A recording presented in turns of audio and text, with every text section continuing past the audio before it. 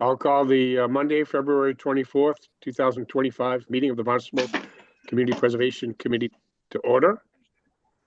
This meeting of the Community Preservation Committee is being recorded and broadcast on the Town of Barnstable's channel, Government Access Channel. In accordance with Mass General Law, Chapter 38, Section 20, the chair must inquire whether anyone else is recording this meeting and to please make their presence known. Seeing none, Ellen, will you call the roll?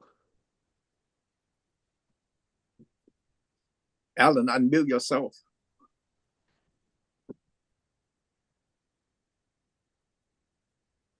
Sorry, thank you. Terry Duenas, Here. Tom Lee, Here. Deb Converse, Here. Farley Lewis, Here. Steve Robichaud, Here.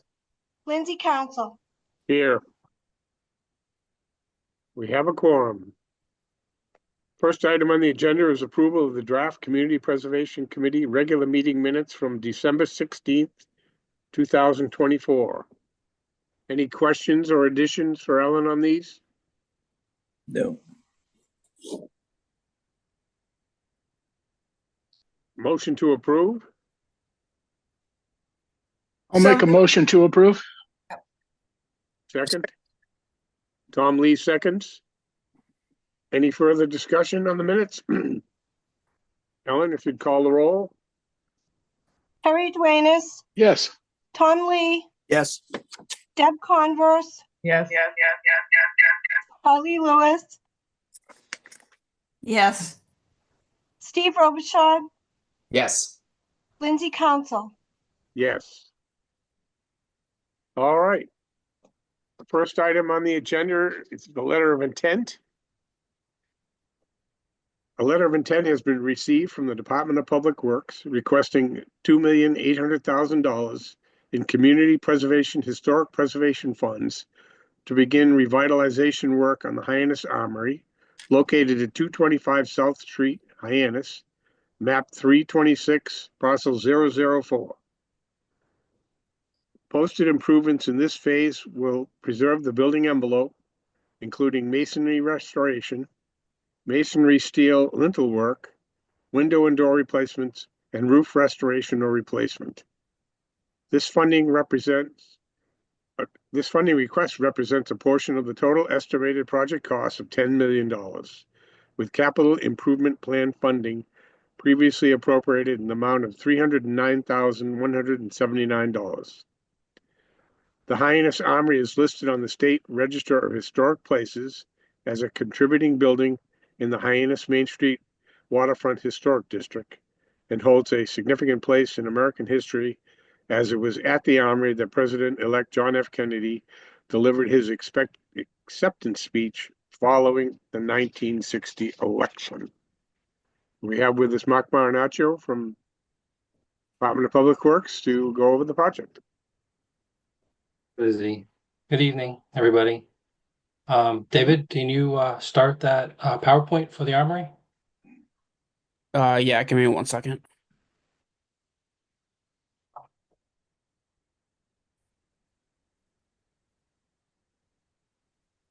Right. I don't know, my colors are a lot different. Okay, first slide. Thanks. So here's the Armory. I think you're all familiar with it. It was designed by Walter Gaffney and it was constructed in 1958. It housed the training facilities, storage, and administration offices for the National Guard. It's rose to national prominence during the presidential campaign of John Kennedy, because on November 9th, 1960, the day following election, John Kennedy made his acceptance speech on stage that was set up in the Armory. It's a stop on the Kennedy Legacy Trail. And we're proposing to do exterior masonry restoration, window replacements, flat roof replacement, in order to preserve the building and the location of this historic event. Next slide, David.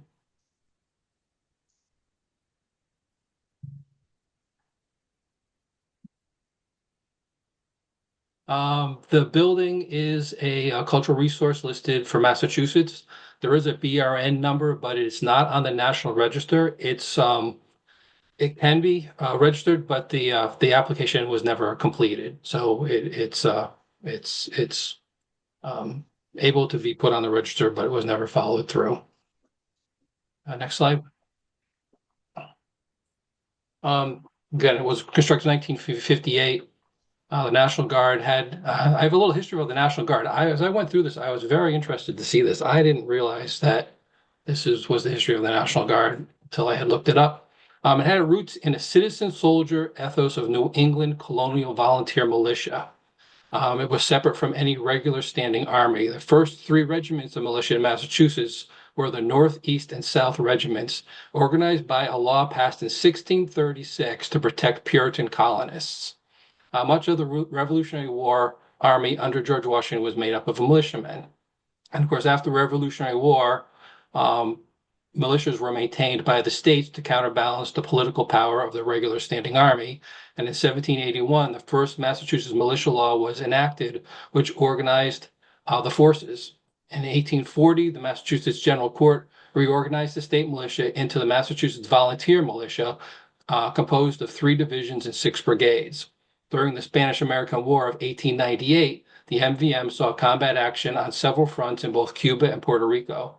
And after the militia was called out for many state activities, their main use was in controlling civil unrest, mainly during industrial strikes and assisting in major fires. Next slide. World Wars I and II saw heavy participation of the Massachusetts National Guard. Major combat involvement occurred in various battlefronts, including action in the Pacific, Europe, and Germany. The Korean War saw 8 Massachusetts Guard units called to active duty. After World War II, funding increased for the National Guard, and in 1955, the Guard became more fully integrated to the Army. And by 1960, Guard units were required to complete Army basic training. The increase in funding resulted in the construction of thousands of Unitarian armories. Armories constructed during Cold War, such as the Hyannis Armory, frequently lacked the architectural grandeur of those built in the late 19th and early 20th century. The design emphasized functional spaces, resulting in a very symmetrical, flat, rectangular building with raised bands of windows on the sides of the drill hall to provide light into the interior. Single-story administrative wings usually front and flank the drill hall, which is exactly what the Hyannis Armory is. The Barnstable Hyannis Armory rose to national prominence during the presidential campaign of John Kennedy.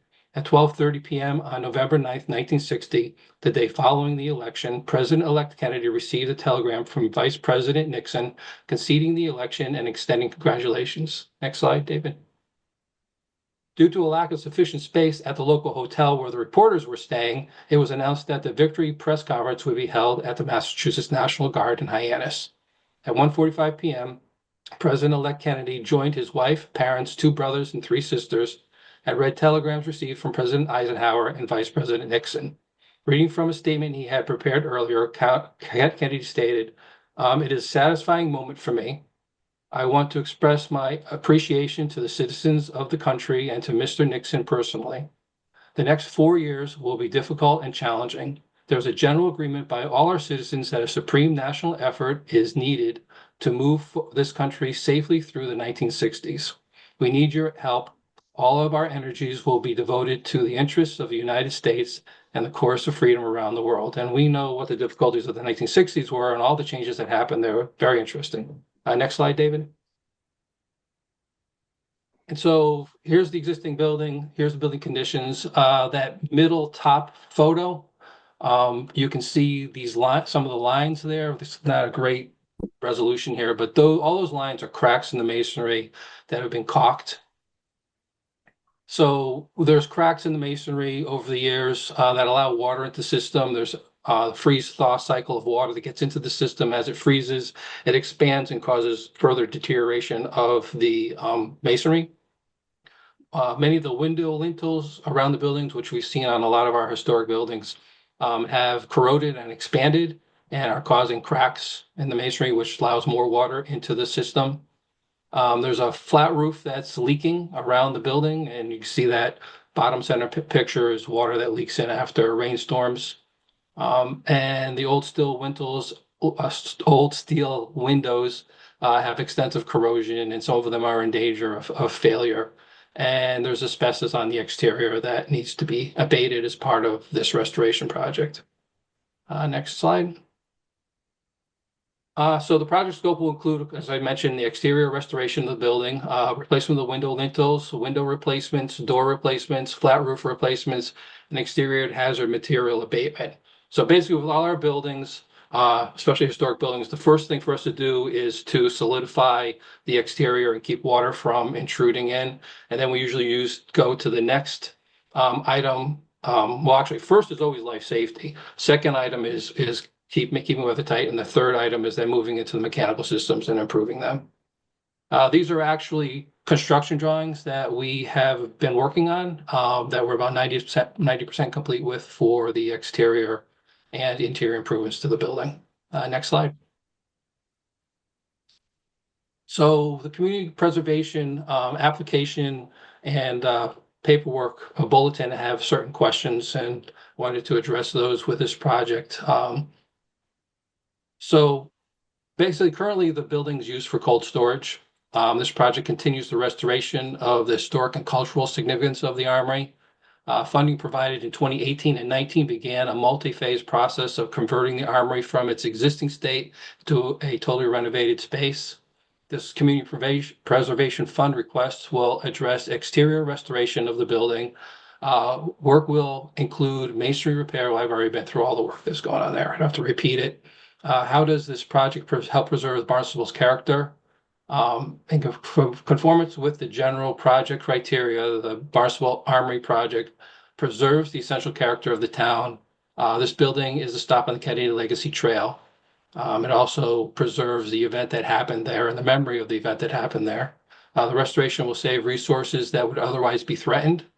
Demonstrates practicality in utilizing an existing town resource far below the budgets required to construct a new building. The adaptive reuse of the existing historic building is a prime example of an advantageous cost of benefit value. This funding request will help leverage matching funds that have been provided for design and asbestos abatement.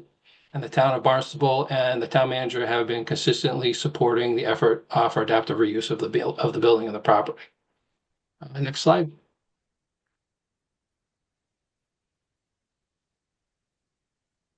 So work we've already accomplished on the building. In FY19, town council appropriated $309,000 for design and hazardous materials abatement. So we started work on designing the overall project, including interior improvements, mechanical improvements, and exterior improvements. Architectural engineering firm was hired to design that, and we're about 90% done with those drawings right now. Interior asbestos has been abated to the greatest extent possible at this point without tearing out some of the exterior walls. Asbestos contaminated soil in the basement was removed. Asbestos contaminated heating systems were removed, and pipe insulation was removed. And as part of the process, we discovered removed items that were left behind by the National Guard. Next slide. So here's the crawl space.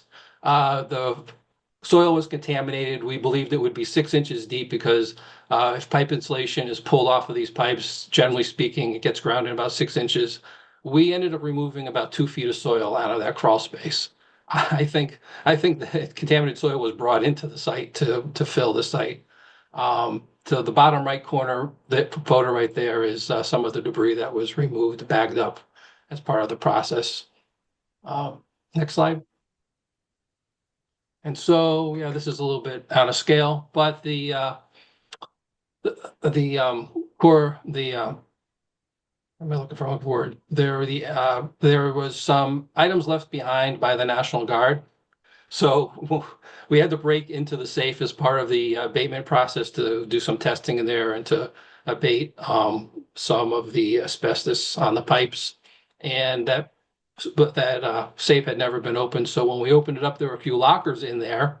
And in the lockers were these shoulder-mounted anti-tank devices. As well as in the crawl space, when we removed about a foot of soil, there were, ammunitions that were stored underneath or buried underneath. So we contacted the police, who contacted the National Guard, and they had a unit that would come out and deal with these leftover armaments and took them. But that was an interesting day. Next slide. So some other questions about partnership. So we've already started, the town's already started investing through in-house architectural staff and hiring architectural engineers, as well as doing abatement of the project to move the project along. And this was our projected schedule for the exterior would be design bidding would be in the summer of 2025, construction in the spring of 26, and close out a year and a half later in the fall of 2027. So next slide.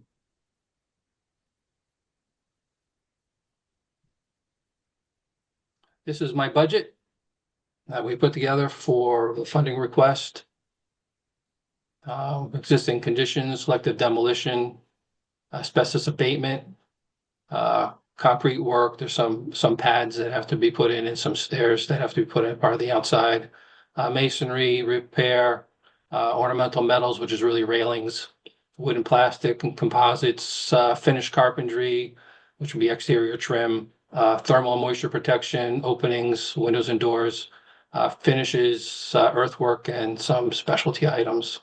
With our overhead and profit, and then our soft costs, we're at 2.9.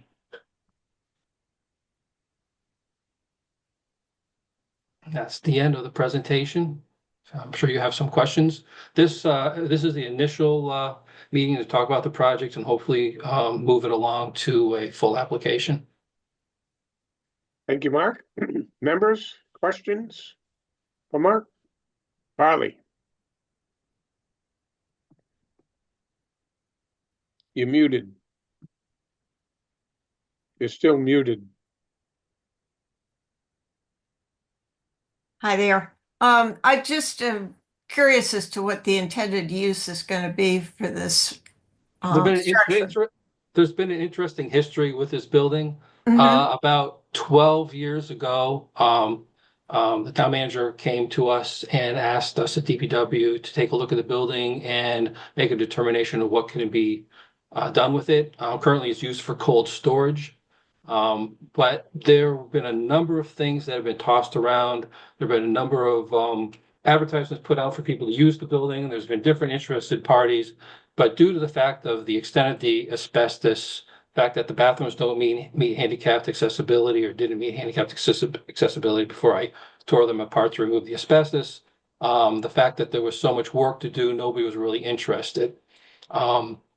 There were people who were at one point talking about tearing the building down, and doing something different with the site, such as arts facility. We did a comparison to the size of the building compared to even the high school auditorium, and this building is smaller than the high school auditorium. So there's been a number of things we've looked at with this building, but we had developed a plan to basically renovate and improve and restore the outside and do an adaptive reuse for town office space. And so everything we've been doing up to this point has allowed multiple paths for the building. This funding would put a historic label on the building and basically preserve the building so that it could not be taken down. There are a lot of people that are very happy with that because they've been trying to preserve this building because of the legacy of what happened there, and it's along the Kennedy Trail.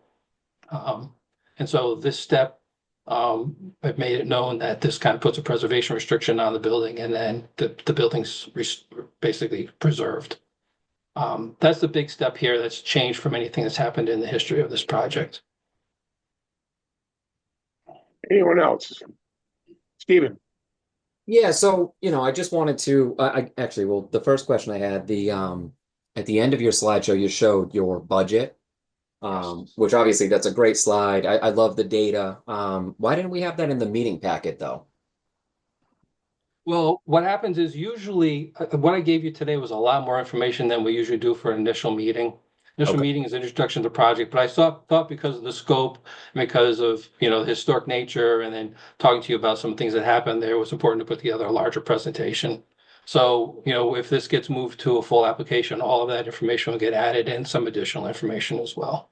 Beautiful. Okay. All right. That's great. Yeah. I mean, there's a lot of current projects from your department in front of us, and they're all very worthwhile, wonderful projects. I guess I just get a little bit nervous about the total dollar amount. I just did a little bit of math, and maybe you can help us and explain kind of the timeline of when all that money would hit, because I know it all doesn't hit at once. Centerville Recreation, the rail depot, old jail, and the airfield, those four together is about 2 million. This added to it, 2.8 plus 2 million brings us up to 4.8. The most recent report we got, shows us with about 11.2 total. That 4.8 is 42% of our total. And I know the housing trust is going to be coming back. They'll probably be 1 million, 1.5, 2. So I just, that's where my mind goes initially. I would prefer to focus on the historical importance and how wonderful this project is and all that, but the red flags go off about the money initially. So that's where I'm initially kind of concerned, is just how much, and there's also an uncertainty at the state level about what our match will be and all that kind of stuff. So that's my initial reaction, is it's like, oh boy, you know what I mean? I want to support all these, but that is a lot of money. I believe when we restored the exterior of the town hall, were we about 4 million for that project, Lindsay? Yes, We were about $4 million, and that was a big bite at the time. Of course, things have become a lot more expensive since that was done, what, 10, 12 years ago? 10, 12, yep. 13 years ago. So when we're dealing with masonry and masonry restoration, it's not like it's not like wood construction. There's a specialty item and it tends to be a little bit more expensive, but the material lasts. I mean, town hall is what, 1897, right? And so if we repair this, it has a long life and life expectancy out of it. But yeah, I mean, I can see from your seat that that you're handling the numbers. I'm presenting the projects as we see they're needed. I think this is a viable project. One thing about CPC, that was funding that was created, was really to protect the public interest in maintaining the character of the town. And if you read the bulletin, it really talks about town-owned properties as being a priority for historic preservation. So this fits the category. If this moves forward, I have other slides that I didn't show you that talk about that topic. So. Yeah, that's great. And I appreciate that. And the only other thing that I wondered aloud was just the capital investment from the capital fund on this. The CPC would be doing the heavy lifting on this. And I just wonder out loud if town council and the capital improvement fund was able to do more. So anyways, that's just my initial thoughts. I obviously would love to move this to application and learn more, but I just like to put my initial thoughts out there. So with these Thanks, larger Stephen. projects, we tend to take bites at them. The first bite was getting design done and looking at the overall scope, and dealing with the asbestos in the building. The next step really is to take care of the fenestration. And part of this is it puts a historic label on the building and protects it. So that was the second step. The third step would be taking bites at the interior, handicapped accessible bathrooms, heating system, and then build out. Great. Thank you. Deb? I just want, I am echoing. I can't figure out why. You've got yourself open on two. I know, but I Yeah. don't want to be. Yeah. If you close one of your I'm trying to, but I things out. can't.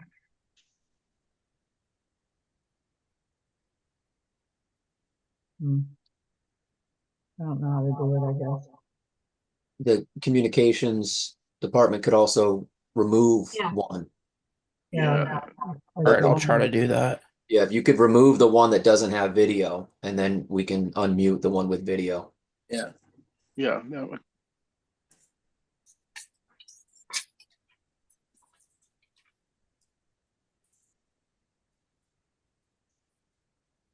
Try it now, Deb.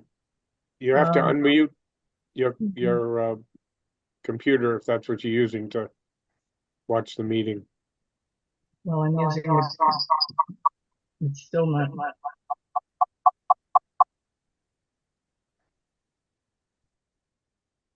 There.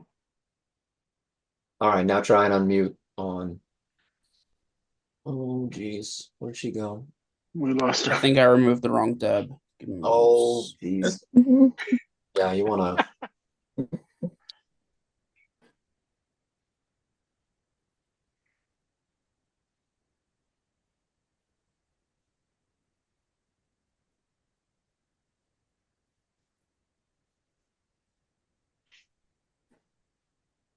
Ellen, do you want to try and see if you can help her get back in on the video? And in the meantime, Lindsay could see other questions. Or just phone in by the phone. Oh, yeah. Anyone else have a question? I do. Terry, Tom, you want me to go? Yeah, go ahead. I just have a comment that I think we could probably be much more receptive to this if we looked into potential usage, because we have so many of these buildings that are wonderful historic buildings, but it's a situation that we look at them and say, what are we going to do with the building? And that is it's such a strategic location.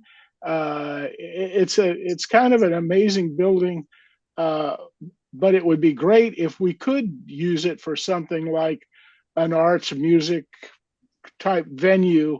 Although it would be small and intimate, it might be something that we could lease out to some producers, promoters, and have it be a useful center somehow, rather than just a building for cold storage or town offices.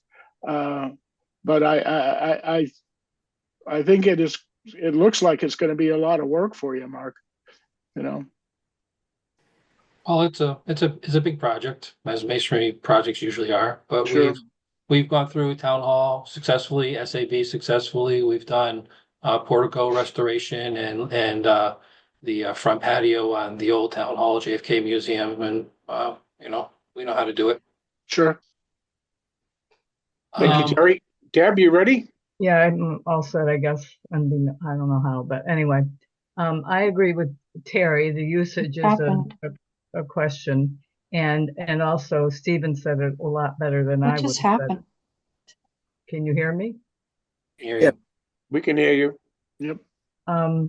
I think we need to look at how it's going to be used, as Terry said, and also the amount of money we spend on historic preservation, which I think is important for the character. But do people engage with it really? Or is that what people are maybe on the legacy trail? But I think we have a problem with how much money we spend on historic in this town overall. I mean, you said at one point, Lindsay, that everything was equal, but it's never been equal. It's been primarily historic, and we're an old town. I get that. But then there's no marketing, and I'll say that about all the historic projects. There's no marketing to get people in. Who's going to go to a jail? Who's going to pop in the building and read everything? Because there's no docent. There's no one to help you go through. And, it's nice to have this stuff, but if it deteriorates on the inside because it's not used, it's not worth investing in. So, and do we need more town space, more offices? The other Main Street offices are closing, aren't they? Or many staff is transferring to the big building. There was a So- movement to work remotely, and so we are in the process of moving people out of 200 Main Street and consolidating. I will say we are packing people into Yeah, the space good. where if this building became available and we could move the town manager, the town attorney, and the town council into the space with a seating meeting room of 250, it would open up space in the other buildings to kind of alleviate that. But that doesn't help the public to go in and see it and view it from inside. It looks pretty nice inside. Well, if it's a public building, like I said, if this moves to application, then I will show you the plans that DPW had developed. Everything that we've done with this building to this point has allowed multiple paths for the building. So even this will put a historic preservation restriction on the building. But it can still have multiple uses. And that debate, I think, is still going on.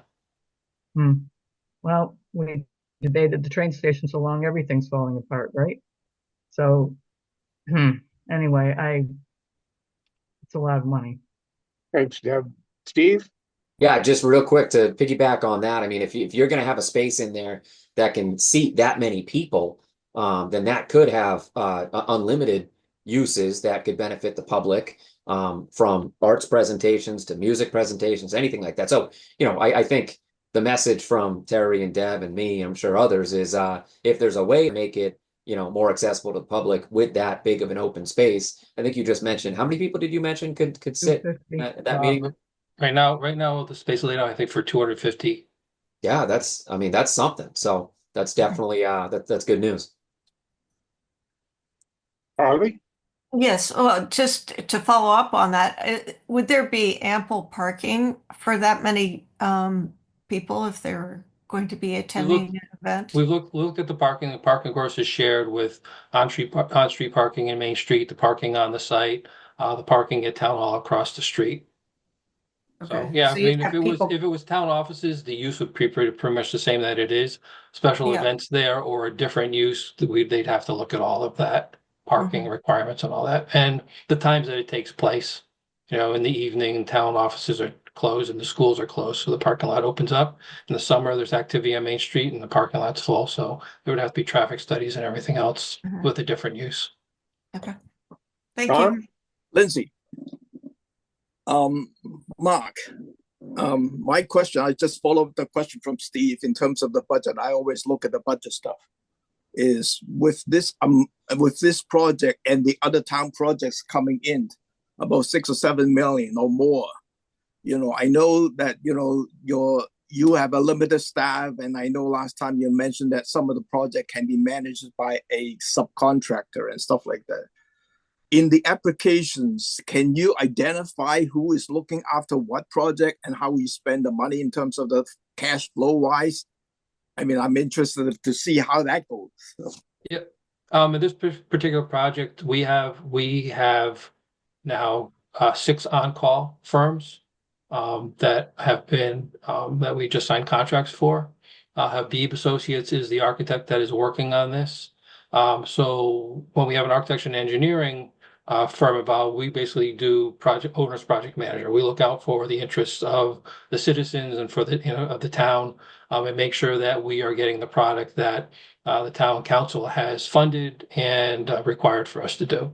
And so that's a lot easier for us to do than if we're doing the drawings ourselves in-house and then putting those drawings together and then putting them out to bid.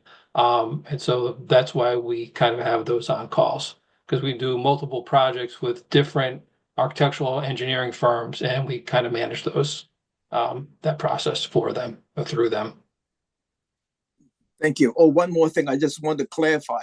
On the application itself, it mentioned about 2.8 million. In the presentation, you talk about 2.9 million. Yeah, I have to check my budget. I'll check that. There's a mistake somewhere. What's $100,000 between friends, right? Right. So I'll find that error. I noticed that myself. Just a clarification point. I'm not arguing with you. I just want to Oh, make sure I that we noticed. match. I noticed that. I noticed that. I gotta see where my error is. Thanks. All right, anyone else with questions? I had a couple. I believe it was under moisture is where you actually included the metal roof. There's a big Metal number roof- on. The metal roof is actually in good shape. We had the building evaluated prior to moving into the construction drawings. It's the flat roof that we have an issue with that surrounds the building. All right, I didn't see a specific number for roofing. It's going to be in the thermal the moisture. All This right, was that a was just one breakout. This question. was a breakout from our 90% estimate from the estimator. Okay. I'd The have other to comment I'd I have to had. look at the slide again. All right, well, provided we move this to application, you can flesh out some of those Yeah. details. The other comment I wanted to make was contrary to what we do with private historic structures, the town does not put historic preservation restrictions on its building, nor does it also place recreation restrictions. We do conservation restrictions, which fortunately we're about to complete all of our conservation restrictions and housing restrictions. So there would be no permanent restriction on this or any other town structure. There is the fact that we spent community preservation money on it, but it would still be at the whim of the council to determine the fate of this building. I wanted to make that comment. And if you could just give us a more detailed budget, that would be great. Any other comments from the members? I'll open it to the public. David, do we have anyone here that would like to speak to this? There was one person here speaking or wanting to watch the meeting, but I don't believe that I see there's any iPhone specific 3. public comment. iPhone 3. But I don't, Go on there, but nobody there? All right, then what we would need, folks, is a motion to forward this letter of intent to full application. And we would take it up again the next available opportunity. So move. I'll second. Moved by Tom and seconded by Terry. Any other discussion on this? Anyone have any other items they'd like to see included or? Seeing none, Ellen, would you call the roll? Terry Duenas, Yes. Tom Lee, Yes. Deb Converse,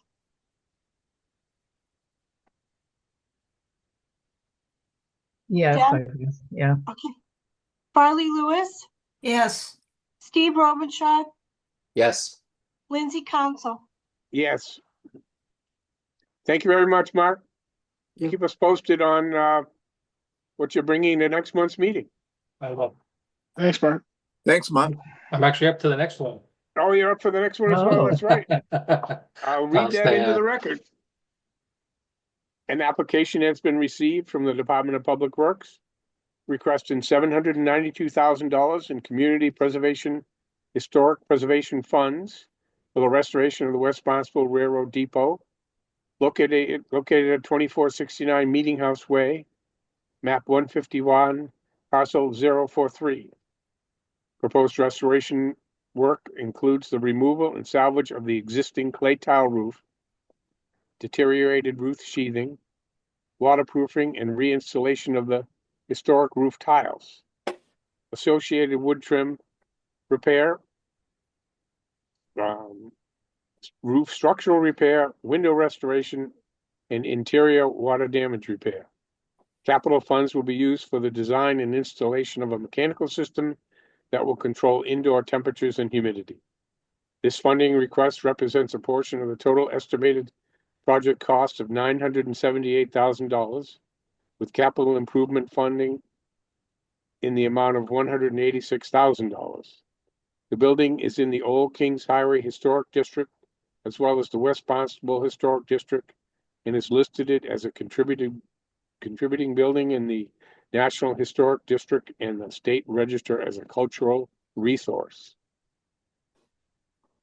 You're on.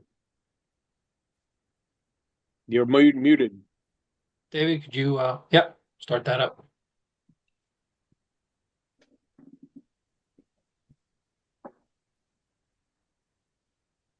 Here's a photograph of the West Barnstable Railroad Depot from 1921. Notice that there are no corner posts on that hip roof On the section. front. Yeah. Next slide. So Lindsay went through this as far as the cost go. Total cost of $978,000. We're seeking $792,000 from community preservation funding, $186,000 from capital funding for the restoration of the West Barnstable Railroad Depot. It contributes to both historic districts. It's a great building. And we're expect the project to be completed in the fall of 2026. Next slide.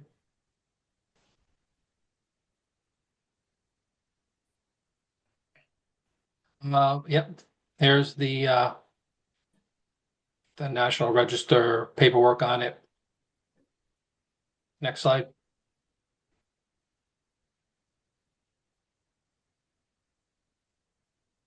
So here's a little bit of history of the railroad. In the mid 1800s and early 1900s, the railroad had a major role in the development of Cape Cod. In fact, the initial reason the railroad was coaxed into extending to the Cape was to provide service for the Sandwich Glass Company, Glass Works, which needed to get its product to Boston. So freight traffic began in 1848. By 1887, the railroad extended to 14 of the 15 towns on Cape Cod. In 1927, the need for passenger service was so great that the Cape Codder Hotel ran a sleeping car only service from New York Grand Central Station to Provincetown with branches that went to both Woods Hole and to Hyannis. 10 years later, which would be in 1937, day travel was initiated from New York to Hyannis and Woods Hole. In 1938, service to Provincetown was discontinued. World War II disrupted the service, and by 1964, the increased travel by interstate of both goods and people led to the closure of the passenger travel and to and from Cape Cod, accepting special trains. Location of the railroad depot on Meeting House Way in West Barnstable was certainly the reason commercial businesses were developed and maintained in the vicinity. Passenger service continued to the depot for 105 years until 1959. Construction in 1911 by the New Haven Railroad, the current West Barnstable Railroad Depot provides an excellent example of the arts and crafts mission-style architecture of train depots in the early 1900s. Next slide. Presence of the railroad stimulated commerce as small-scale farming began to gradually decline in the village of West Barnstable. Commerce resourcefully rebounded with the development of local industrial manufacturing.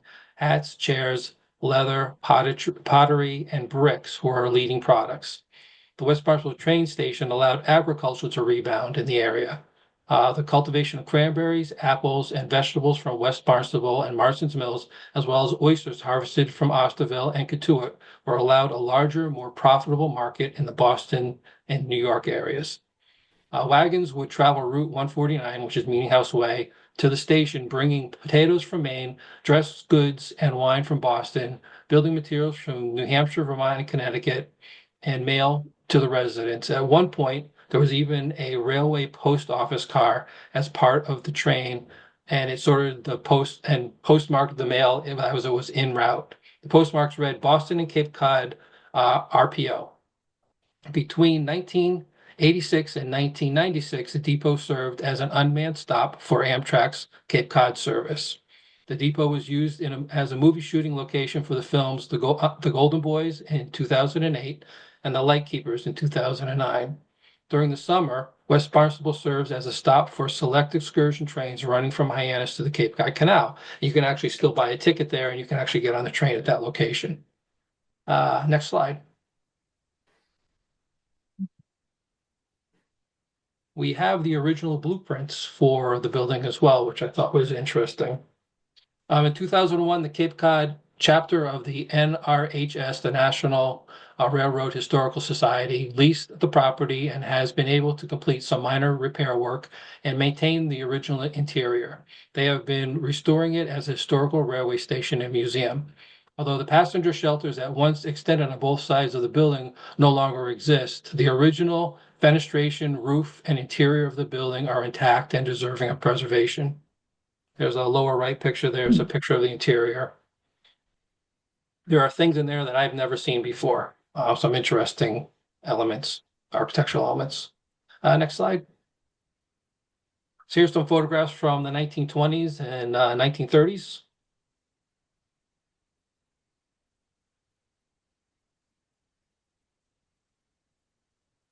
There was a preservation plan put together in 2024. It stated that the roof was mostly original and sound.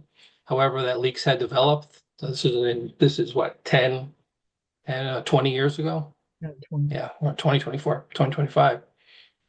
So this is some photos of some repairs that the National Railroad Historic Society had done a couple, probably 5 to 8 years ago, to solve some of the leaks that were there at the time. But the roof continues to leak. New leaks have developed. Although they've done well to perform spot roof and interior repairs, the long-term solution is beyond their technical and financial reach. We are proposing the following preservation work be completed on the project to ensure the building's weather tightness and continued use. The existing clay tile roofs will be removed and salvaged. They're actually still being manufactured today, so we will be able to replace anything that's broken with in-kind product. Damaged substructure will be repaired. We're expecting the deck in a lot of areas to be rotted. The water damage of the exterior soffits will be repaired. The roof will be reinstalled. We will restore some windows and doors as deemed necessary, and we will be installing an HVAC system in there to stabilize the interior environment. Next slide. So here's the building in 2000 when some exterior work and painting was done to the building. You see the posts were installed at that, were existing at that point in time. Next slide. Here it is today. You can see the roof is getting worse and worse. Next slide. And here we go. You can see how the tiles are now sliding and no longer in line. The water is leaking through the soffit, the wood soffit, and deteriorating the material there as well as the fascia. Next slide. More examples. You can see that the building's not accessible. I think the next slide shows that. Yeah, you see, so they've installed these little concrete ramps that don't meet code. So we're proposing to put a wood walkway in front of these doors to make them accessible. The walkway would not be attached to the building, so it would not harm any of the historic fabric of the building. Next slide. This goes through basically the preservation requirements for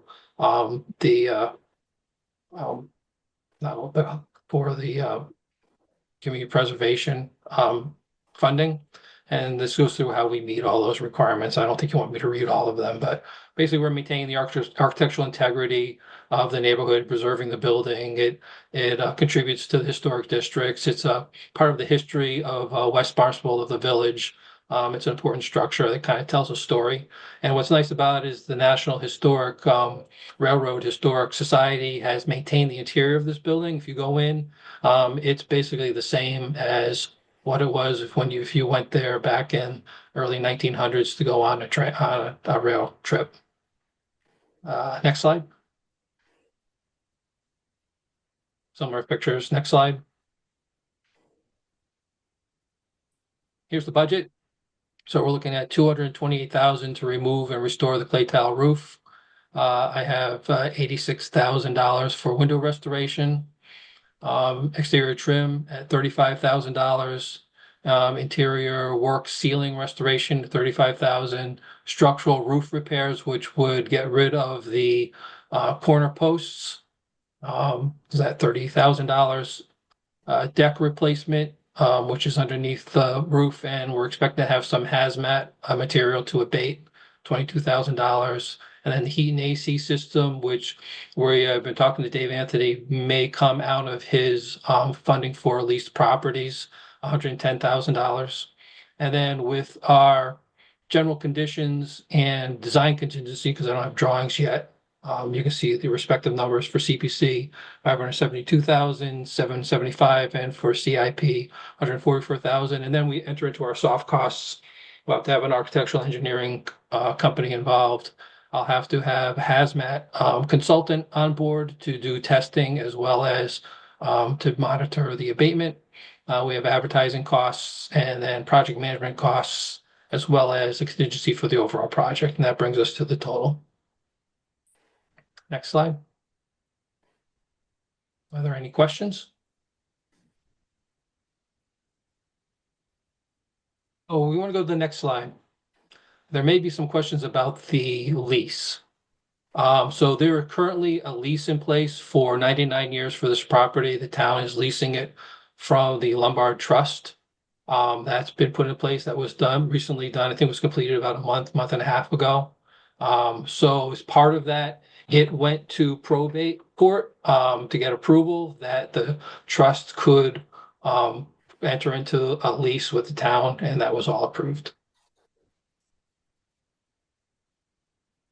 So basically for 100 years, we have control of the building.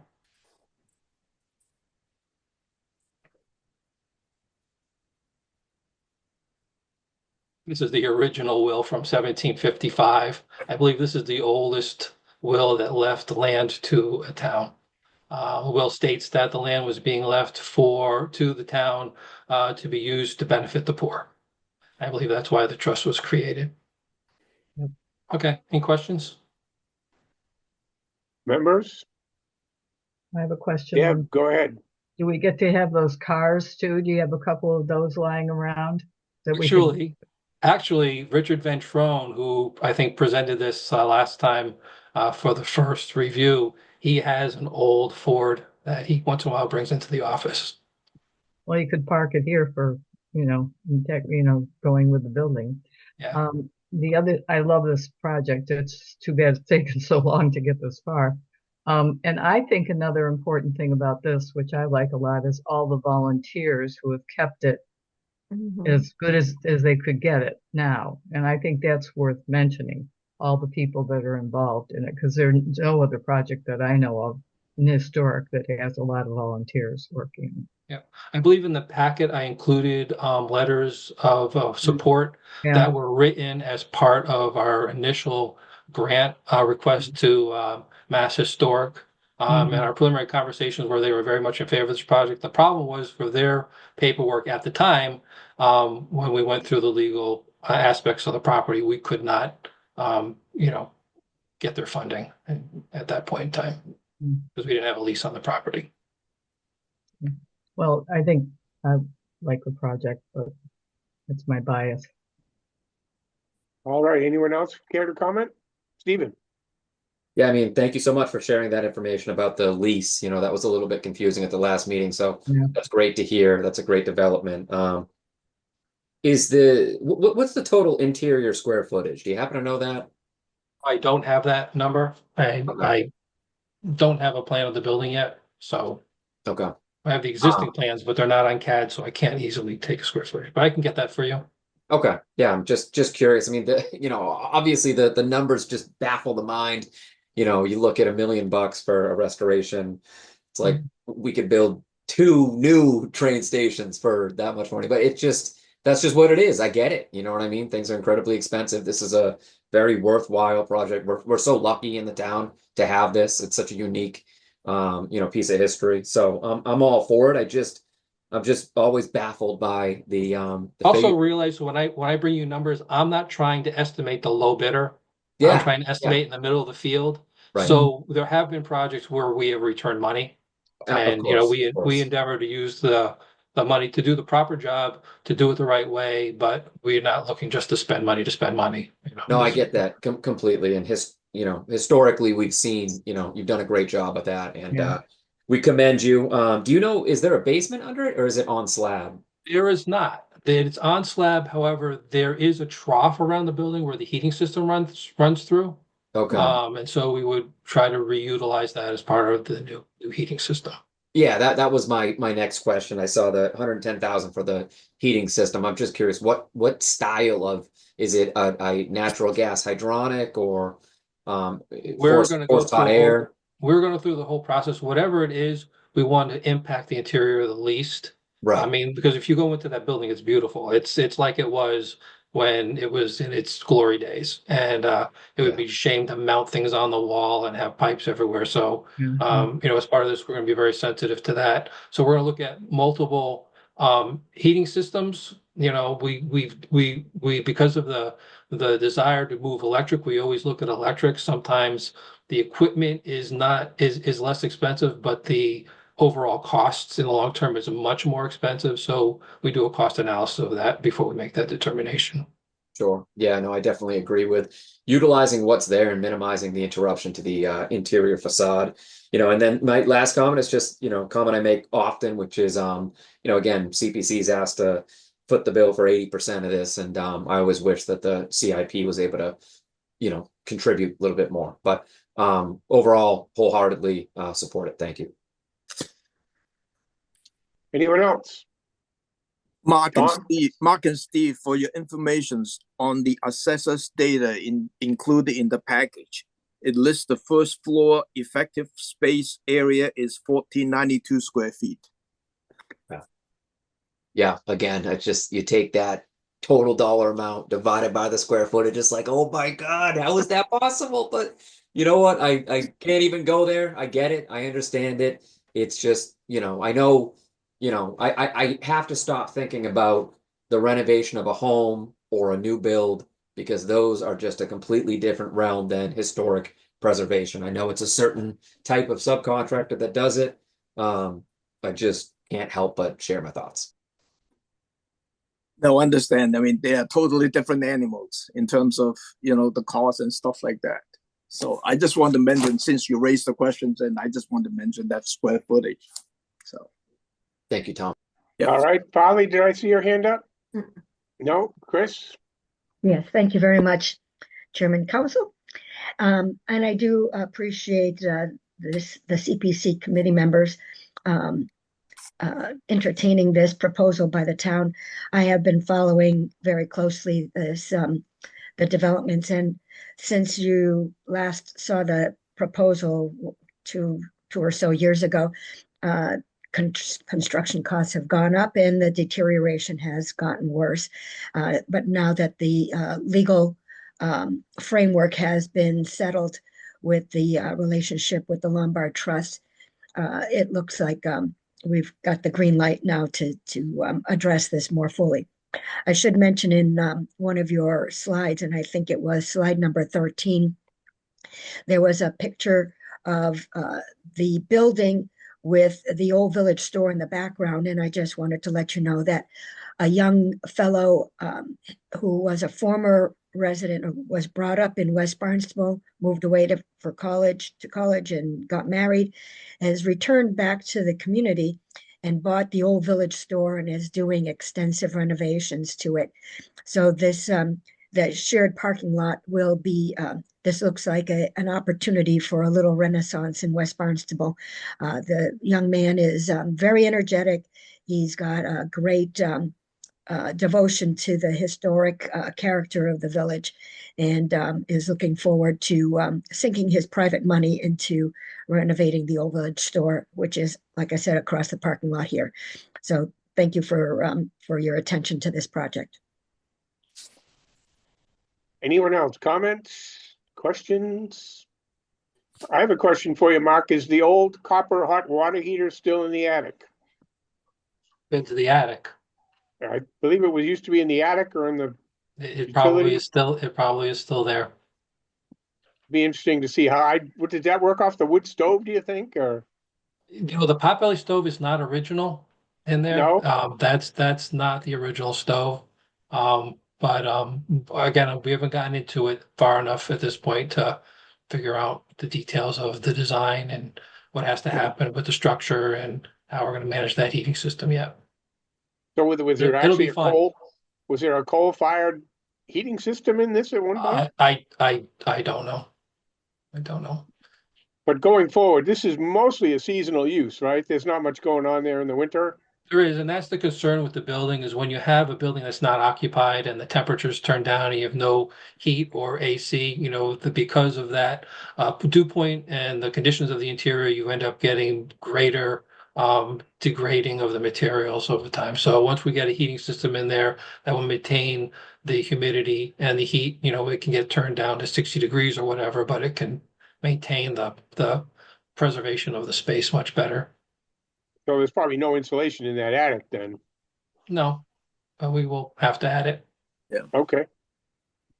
Anyone else? Question? Yes, Steve. Yeah, I mean, just to, I love hearing that because it's a museum, it's a treasured site, so you have to maintain temperature and humidity year round. It should be set back to 62 in the winter and just cared for. You know what I mean? And especially in the summer, getting AC in there and keeping that moisture out, you'll extend the amount of time between now and our next renovation by doing that. So I love hearing that. Is there natural gas to the site? Do you know? We have a site plan, but I haven't looked at, I don't think the utilities are mapped out on it. Okay. I would think there's natural gas in the street, and I think that would be the natural way to go.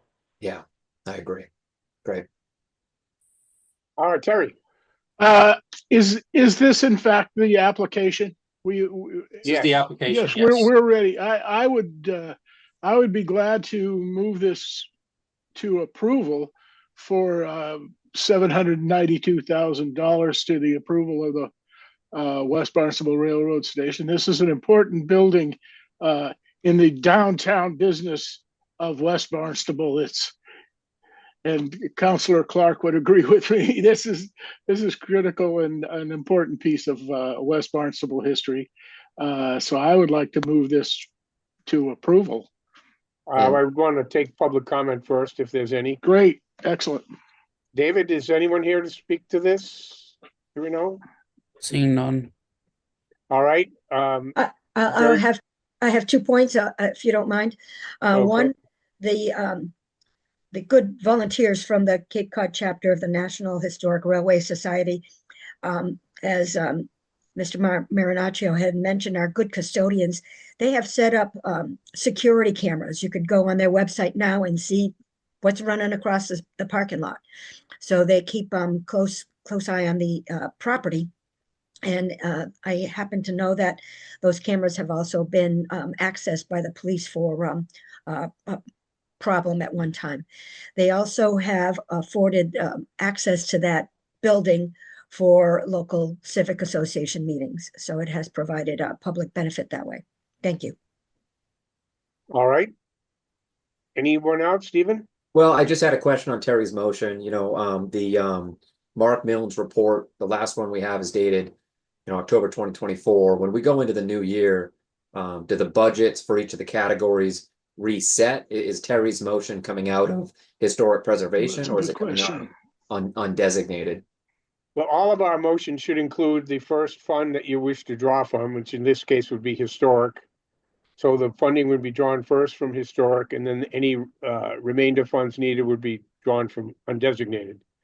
Yeah. Because as we draw these projects move these projects forward, and we start to draw down the funds, which can be 6 months, a year, 3 years, we never know our balances. It's impossible to predict. Yeah. So if we make our motions that way, we won't put ourselves in a bind, relying strictly on historic preservation or community housing open space. It gives the finance department more flexibility to draw the funds as needed. I like So that. if you'd accept that friendly amendment, Terry. Yes, absolutely. And we're still looking for a second to that. Oh, I'll second. it. Okay. Seconded by Stephen. Any further discussion among the members? No public comment. Alan, if you'd read the roll. Terry Duenas, Yes. Tom Lee, Yes.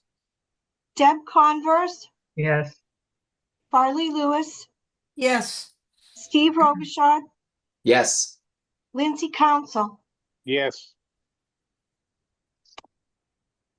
Thank you very much. Thank you. So we'll put together the information. Deb.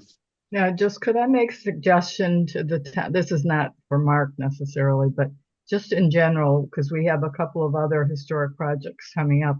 And I'd like to see the town put together some sort of marketing plan to let people know that if, the jail goes to town council and they approve it, and if the other one that we're supposed to vote on, that somehow there's a map of the historic places and sort of promotion, because they get fixed and they sit there.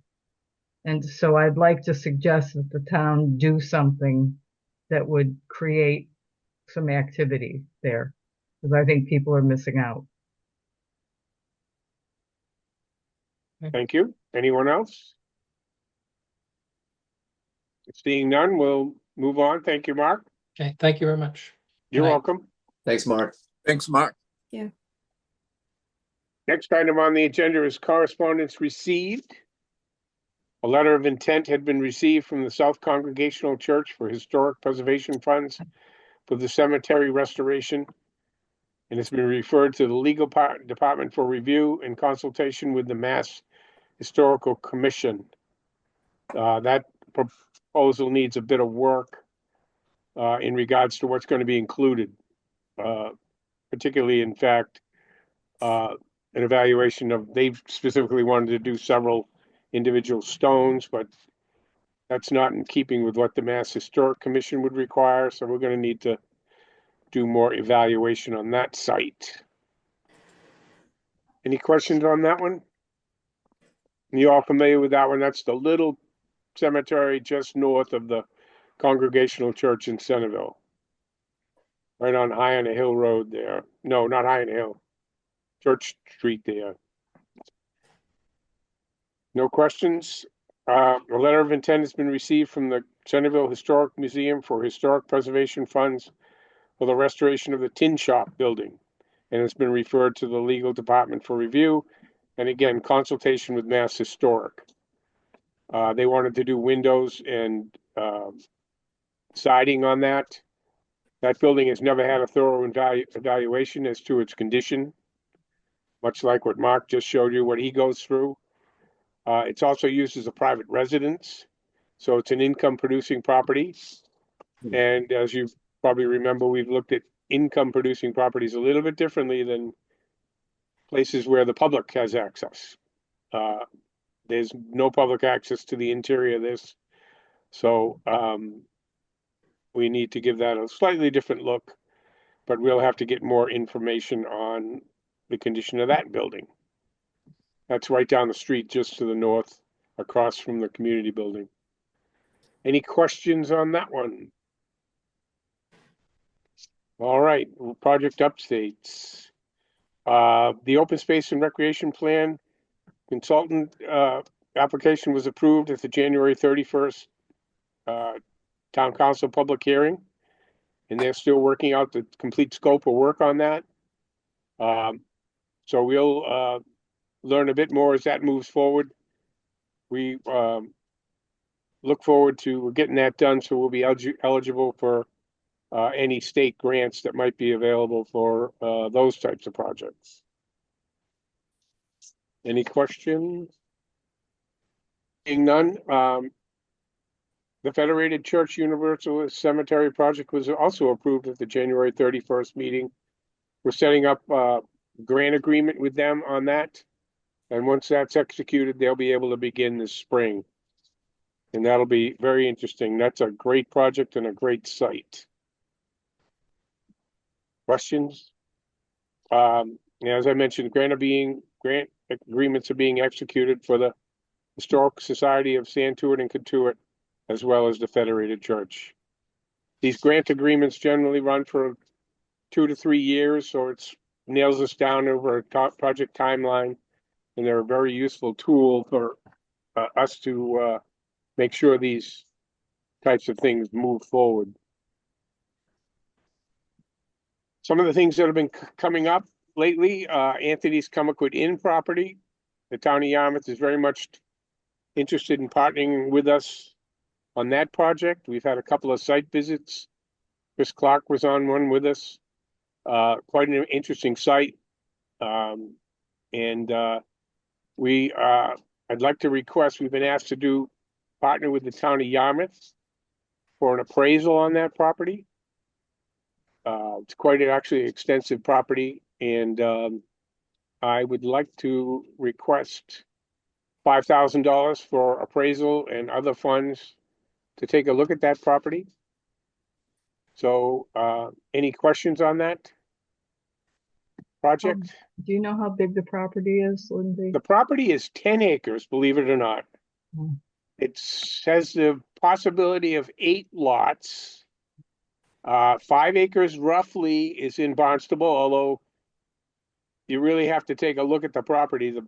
The property line is actually that divides the property in two, goes over the western part of the old restaurant. There are the old Anthony's restaurants on the property, as well as 6 other buildings. 5 of them are actually homes. One of them looks to me to be some type of bunkhouse or building structure where the staff lived at some point. There's also a little wetland on there that's surrounded by that bamboo you can see from Route 6A. This is going to be an involved project. I think it's going to take some time for this to develop. It would be a partnership with Yarmouth. Just what the property would be used for is probably something fairly simple, a park with the overlook. If you go up there and take a look, and we can schedule a site visit for anyone who might want to go out there and take a look. The view Yeah, let's do over that. the creek and out over the Cape Cod Bay, it's just unbelievable. I mean, they put this house at the absolute, the old inn was right where the view is the best. It's stunning. Yeah, It's cool. actually ate there and looked at the view. Yeah. Yeah, it's amazing. So we're getting started on that. As I said, the town of Yarmouth is very much interested. We partnered with the Barnstable Land Trust. Janet over there has been very helpful. There is a land trust in Yarmouth, but it's not very active. So I believe BLT will take the lead for the whole project. And we've been working with the town administrator, Bob Rittenauer in Yarmouth, and the historic group and their CPC. There is some back tax issues, particularly on the Barnstable side. So it's a very interesting project, but it's going to take time. And the owner has recently authorized us to get an appraisal. That's great. So that's where we're at on things. It's very interesting. I'm very curious as to what the future potential development is there. Yeah. Great. So I Maybe would ask, go ahead. as the weather gets a little warmer and Yeah, above we'll have 20 degrees, time to take a look. yeah, I'd like Great to time. do a site visit. Yeah, Mhm. great. Any other questions on that? Did I miss anything? Yes, Terry. Lindsay, can we pay for that out of our administrative budget? Yes, Okay. absolutely. So if I could move to set aside $5,000 of community preservation administration funds for an appraisal on the Anthony's Chemical Inn property. Mhm. So I'll moved. second that. Second, yep. Moved and seconded. Any further discussion? Any other information you all might need or see that we need on that? No, there's a lot of information, but you know that. So, Well, there's a lot to do there. It's a lot to Yeah. do there. There's going to be the demolition. There's going to be if you go there sometime and take a peek, there's complete asphalt roadways in there that go down to these four buildings that are right on the marsh. mm, So we'd really have to spend some planning money with Yarmouth to design what's going to go on there and how it would be used. So it's even though it's a mess right now, it could be really something beautiful. But partnering with the town of Yarmouth is very, very key and will be basically help cost share in that whole project. So that's very good. it's sort of like the Brewster Sea Camp property. Mm. The same thing, many buildings and that overlooks the water. It's beautiful and a lot of land.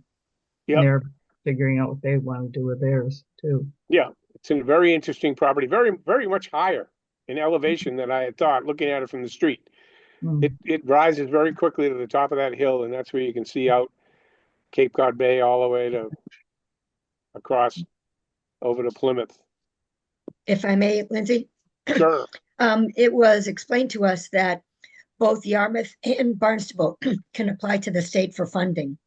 So that was advantageous that both towns would be the beneficiary of that application for state funding for grants. Thank you. That'd be great. Mm-hmm. Good. So it's been moved and seconded to request $5,000 in admin funds. Ellen, would you call the roll? Terry Duenas, Yes. Tom Lee, Yes. Deb Converse, Yes.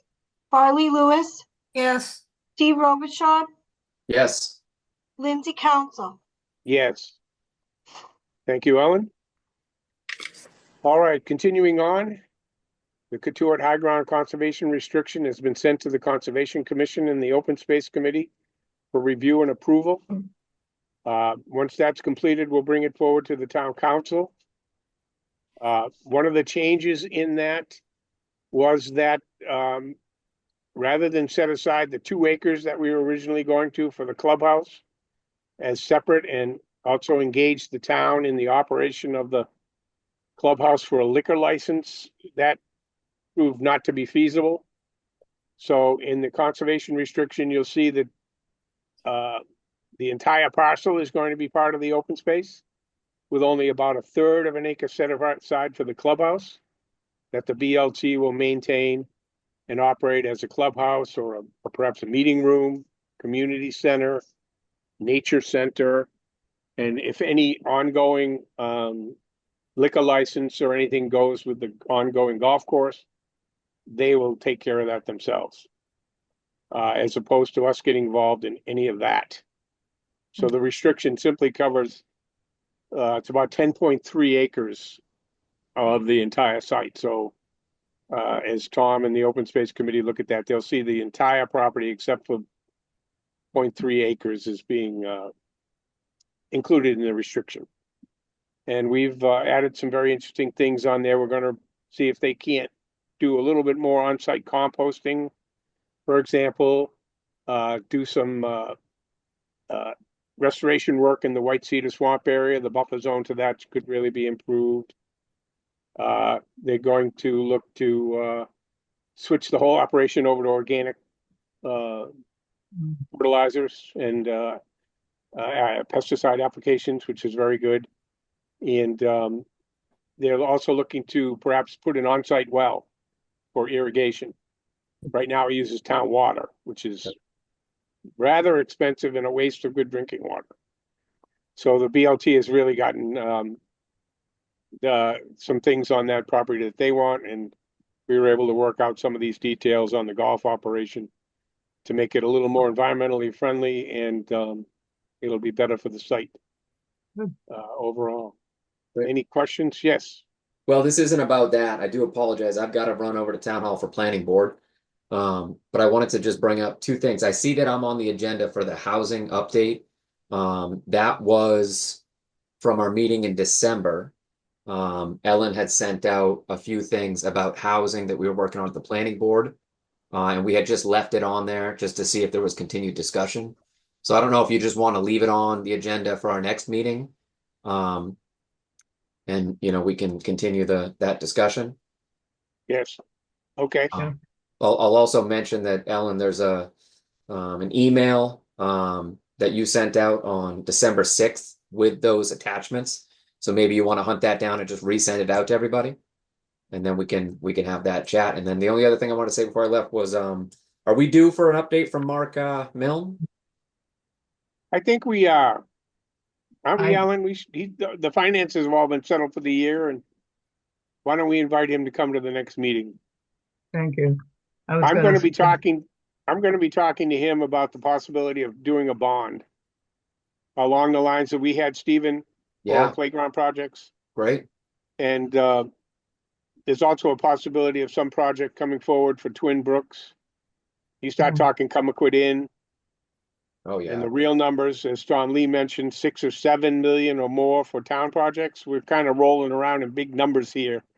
Right. I think it's time that we looked at if we could earmark a few of these projects, particularly for me and Steve, the playground projects. Yes. Get a plan behind us, and that would give us a little bit of a cushion to do some of these other projects. I love it. Get them rolling. I support that completely, and thank you for working on that. I'd love to see also if they could put some housing projects into that somehow. Yeah.